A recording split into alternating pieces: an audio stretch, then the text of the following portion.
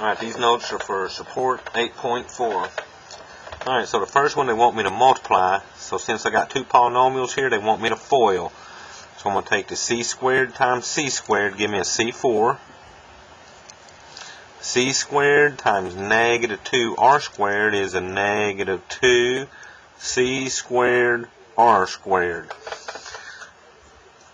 Now I'm going to take this negative 3r squared and distribute it. Negative 3r squared times c squared is a negative 3c squared r squared. I'm just putting my variables in alphabetical order, but you could put r squared c squared there, okay? It'd still be like terms with this one. And then the negative 3r squared times negative 2r squared is a positive 6.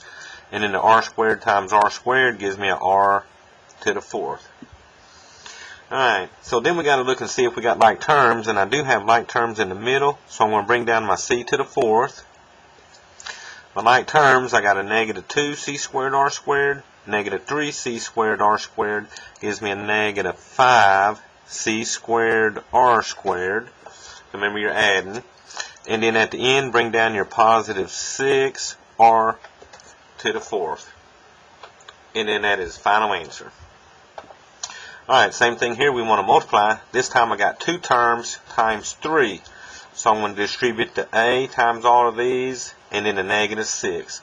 So here we go. A times a squared is a to the 3rd. A times 6a is a 6a squared. A times 36 is a 36a. Now we distribute that negative 6. Negative 6 times a squared is a negative 6a squared. Negative 6 times 6a is a negative 36a. And then negative 6 times 36 is what? A negative 216. Okay? Now, once again, I got to find like terms. So the a to the 3rd comes down. Takes care of that. I got a 6a squared and a negative 6a squared. Those cancel. I got a 36a and a negative 36a. Those cancel. So y'all, all that's left at the end is my negative 216. So final answer. Alright, number 3 is the same thing as number 2. I got two things times 3. So b times b squared is a b to the 3rd.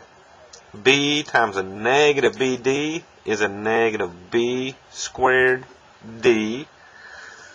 B times d squared is a positive bd squared. Alright, now let's distribute to d. D times b squared is a positive b squared d. So once again, I'm just putting them in alphabetical order. D times negative bd is a negative bd squared. And then d times d squared is a positive d to the 3rd. So all I'm doing on the variables, like I got the d times the d, I add the exponents. So 1 plus 2 gave me 3. Alright, same thing. Let's find like terms. So bring down the b to the 3rd. Nothing else has a b to the 3rd. Alright, I got a negative b squared d, a positive b squared d, so those are going to cancel. I got a bd squared, a negative bd squared, those are going to cancel. So all that's left at the end is my positive d to the 3rd. Alright, let me make that more like a 3, y'all. There we go. Alright, number 4, I got 3 things to multiply. So since these are conjugate pairs, I'm going to multiply them first. And then whatever answer I get there, we're going to multiply by that. So, c times c is a c squared. C times negative 3 is a negative 3c. 3 times c is a positive 3c. And then 3 times negative 3 is a negative 9. So I'm going to put that in the first parentheses, and then I'm going to bring down my second parentheses at the moment.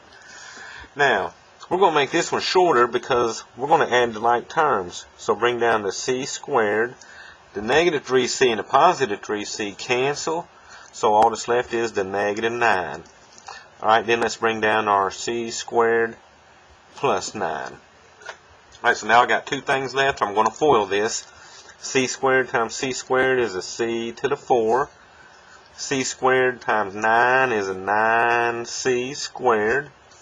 Negative 9 times c squared is a negative 9c squared. And then negative 9 times 9 is a negative 81. So let's add like terms. So bring down our c to the 4. Positive 9c squared, negative 9c squared cancel. So those are going to cancel. So then bring down our negative 81. Final answer. Alright, so those were multiplying, but now we're going to start multiplying imaginary numbers, and I'm going to show you I can do every one of them on my calculator. So, first of all, let's multiply the 7i times both of these. So 7i times 5 is a 35i, and then 7i times negative 9i is a negative 63i squared. Now, in math, if you ever get an I squared, we're going to change that into a negative 1. So this is now 35i minus 63 times that negative 1. So I just turned the I squared into a negative 1. So now I get what? 35i. Negative times negative makes that a positive 63. Now, we're pretty much done, but what we need to do is put the answer in the form of an a plus bi, which means the real number has to go first and then the imaginary part. So my real number is 63, so this is going to turn into 63 plus the imaginary part is the 35i. Alright, so y'all, I'm going to turn on my calculator.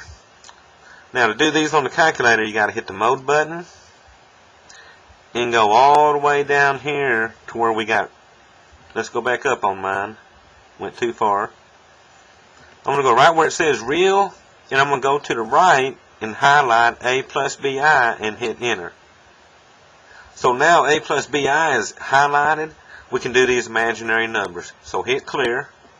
Now after this, we don't never have to change it back or anything, okay? So my problem was 7i, so I hit the 7. To get the I hit the second and then the decimal. So there's my 7i, and then parentheses are in the middle. And then what I have, 5 minus 9i, which is second decimal, close parentheses. So now it looks exactly like the problem. When I hit enter, I get 63 plus 35i. So if you want to use the calculator to do these, there you go. I'm going to actually do these by hand.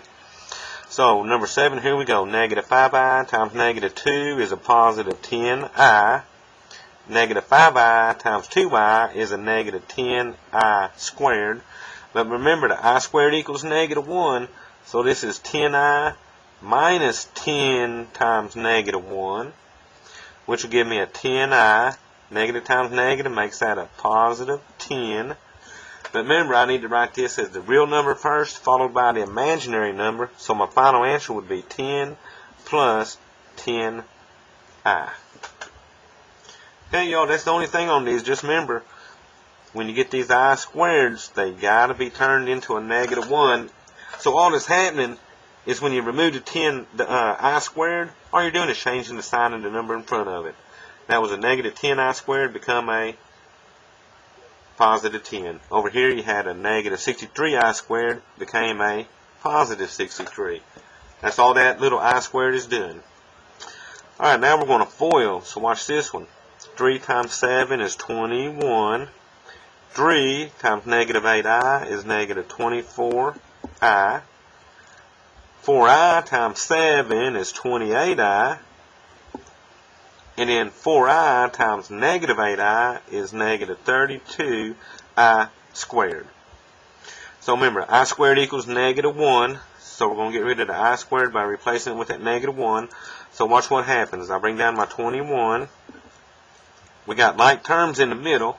Negative 24, positive 28 gives me a positive 4i. And then that negative 32 times that negative 1 gave me a positive 32. And y'all look what's left. You got a real number and a real number now. So those will now add together. 21 plus 32 gives me 53 plus 4i. So let me show you that one on the calculator. So parentheses, 3 plus 4, second decimal to get the I, close parentheses, open the second parentheses, 7 minus 8, second decimal to get the I, close parentheses, and we should get 53 plus 4i. Alright, y'all, same thing on number 9. 3 times 9 is 27. 3 times 5i is 15i. 7i times 9 is 63i.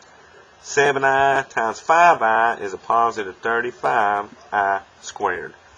So once again, I'm going to replace the I squared with a negative 1, and I'm going to add the like terms. So bring down your 27.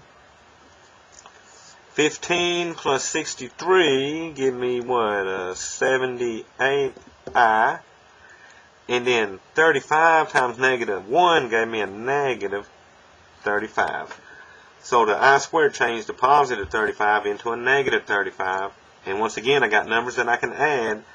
27 and negative 35 give me a negative 8 plus my 78i. So you treat the I like x's when you're adding like terms, okay? I's cannot add to the real numbers, and the real numbers cannot add to the i's. Alright, so let me tear this page off, y'all. Now, 13, 14, 15, and 16 we want to solve. Since all these have x squared terms and are quadratic, I'm going to use the quadratic formula. So to get the equation where I can use the quadratic formula, I need everything on one side equal to 0. So on this problem here, you got to start out by subtracting that 35. So that'll give me 4x squared plus the 4x minus 35 equals 0. So I'm in order now. So now, to use the quadratic formula, a equals 4, b equals 4, c equals a negative 35. So if you don't move that 35 over and get it changed to a negative, you're going to get this problem wrong. Now, I'm going to use the calculator to do these on, so I'm going to go to Program, arrow down to Quad, and then hit Enter. And then hit Enter one more time to get the program started. Alright, so all we're going to do is put in our numbers. 4 for the A, 4 for the B, negative 35 for the C. Now, I don't want decimal answers, I want exact answers. So I hit Enter one more time, and I get 5 halves and a negative 7 halves. So remember, since you got an exponent 2, you get the 2 answers. You know, same thing on 14, except they put a z over here instead of just a number. But I still need to get a 0 over there, so I'm going to subtract 16z. Now notice, I sort of put the z in the middle this time because that's where it's going to go when I write these out. I'm going to bring down the 4z squared. Next will be the minus 16z, and then plus 11 equals 0. So they got to be in the right order. So A is 4, B is negative 16, C will be 11. Now, since I'm already in the program, I just hit Enter.